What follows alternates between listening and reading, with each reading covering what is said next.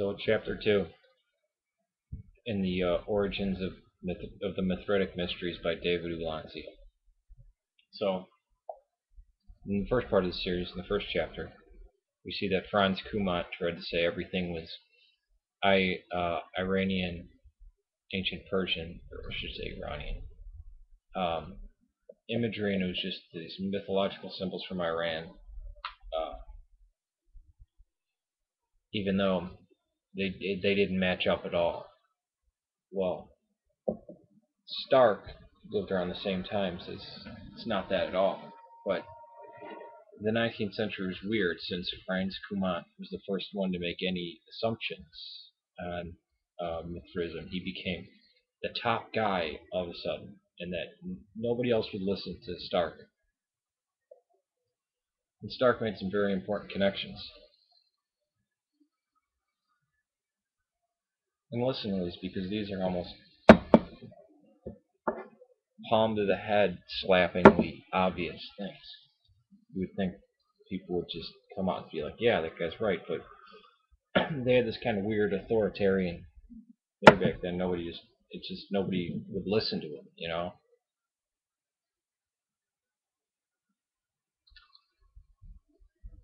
In Trinoctony, the scene, we see all these images of animals and Mithras slaying the bull. And K.B. Stark came along and said, well, it's obvious what these are. So the bull is Taurus, the scorpion is Scorpius, the dog is Canis Minor, the snake is Hydra, the raven is Corvus, the lion is Leo, the cup is Crater, and the ear of wheat that's sticking out of the bull's tail is actually Spica, the brightest star in the Virgo constellation. Now, when the first Mithraic conference was held, first international Mithraic conference was held, there's a guy named Beck, came to all these conclusions independently of Stark. And then later he stumbled upon Stark stuff and was like, oh my god, this guy knew this over 100 years ago and nobody listened to him? And what Beck's conclusion is that all these constellations are in there, and that the special times for Mithraism and where these would apply would be when Taurus is setting in the west in the night sky. A little bit later on, a guy named Stanley Insler, I had to write all this stuff down because there's a lot of stuff in chapter 2. A guy named Stanley Insler came along, said, yeah, Beck was mainly right, except the fact he didn't exactly say that, because he came to these conclusions independently of Beck. So you have three people coming to these conclusions independently of each other. And came to a similar conclusion, except he said the Trinoctony represents, because we always see the sun and the moon in the top corners of the Trinoctony, and there's even depictions of Mithras shaking hands with Helios, Helios is the sun, and he said that it was that the complete image represents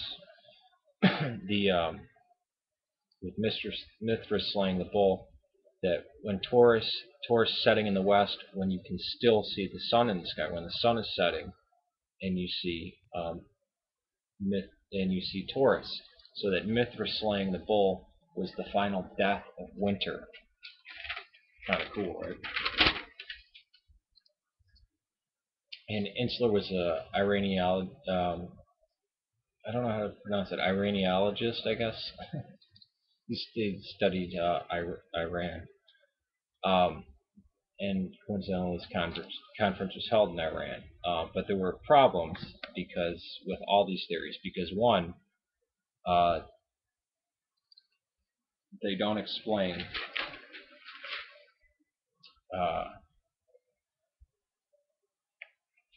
they don't explain Mithra. What is Mithra? There's no constellation assigned to him. And two, why doesn't there's other constellations you can see in the sky that aren't represented, and two main ones that are well, I shouldn't say two main. That's later on.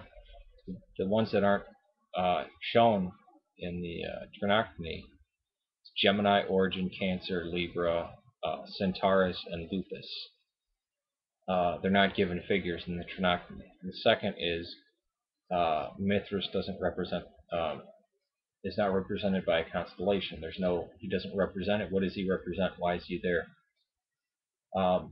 Later on, a conference in Rome, a guy named Busani.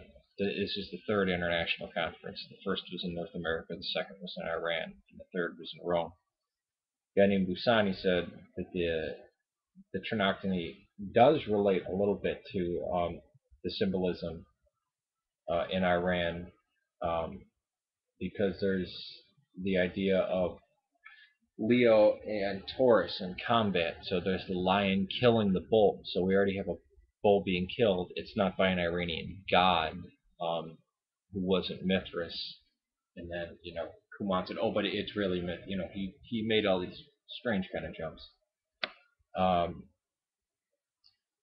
But the question still remains, what does Mithras represent?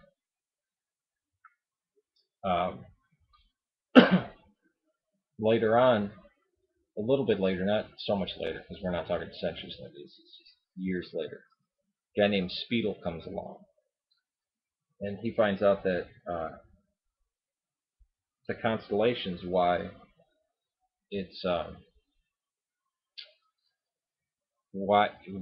the others are left out, and why the other constellations are left out, such as Gemini, Orion, Centaurus, are left out, but the others are given these images in the Trinoctony, is because they all form to a line in the sky. They're all in the same line. And here's a quote from him, that not only are they not all in the same line in the sky, but they're all along the equator in one interrupted sequence. So they all appear, boom, boom, boom, boom, boom. And there's, in the chapter, the end of the chapter, if I can find it, I just want to read you a little bit of it, where it explains all this. And this will be the closing of this video, because this sets it up for the next time. But I want to go through first. So we see that the Trinoctony, the image that we see in all the Mithraria, all the underground cave structures, it's a map of the stars. And even in Iranian mythology, this is another thing Spiegel points out. I believe both Spiegel and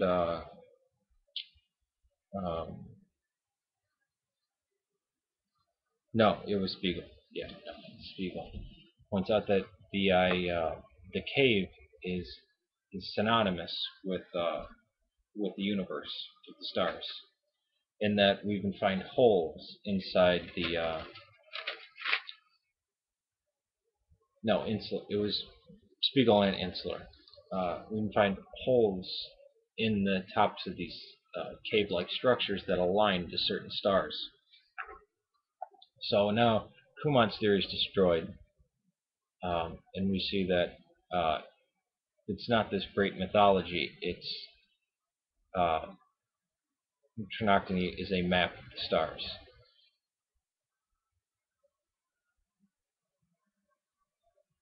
And even in writers from the 3rd century talk about it being primary astrological. Origin was one, and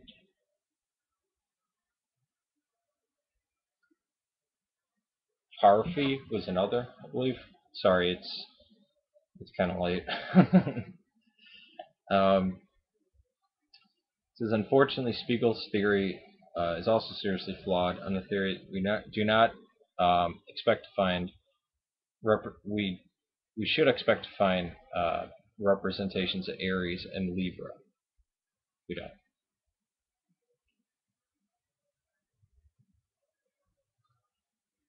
So the paragraph, I cannot find it right here, but but so in the second chapter of the book, we find that these ideas that kind of spawn the the fact that, oh, Christ comes from Mithras is bunk.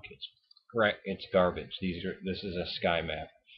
There's no God dying for the sins of the world. There's no, and plus in the images it's Mithras slaying the bull.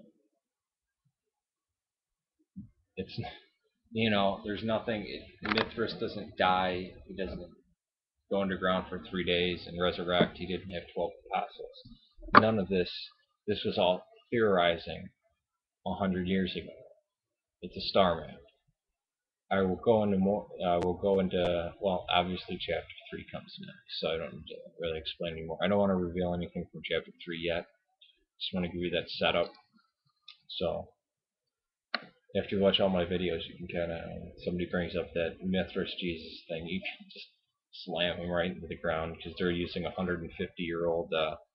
They're basically using pre-Darwinian science kind of crap. So just that. Well, you know what? I'll get into that in the next video.